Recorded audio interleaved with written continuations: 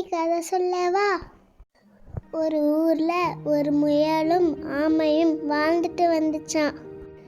அந்த முயலுக்கு வேகமா ஓடுவோன்னு சொல்லி நிறைய கர்வம் இருந்துச்சான்.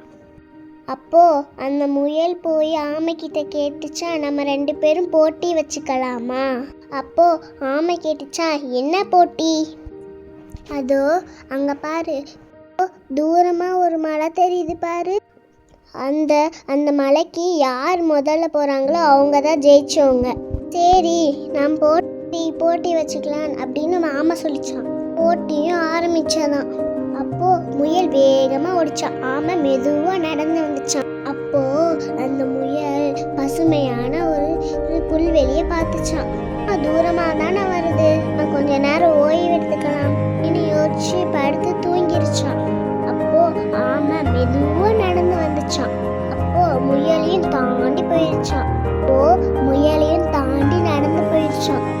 ஆமை அந்த மலைக்கு போய் ஜெயிச்சிருச்சான். முழிச்சு பார்த்த முயல் ஆமா ஜெயிச்சதை பார்த்து அவட தனக்கடுத்த நடச்சு ரொம்ப வருந்துச்சான்.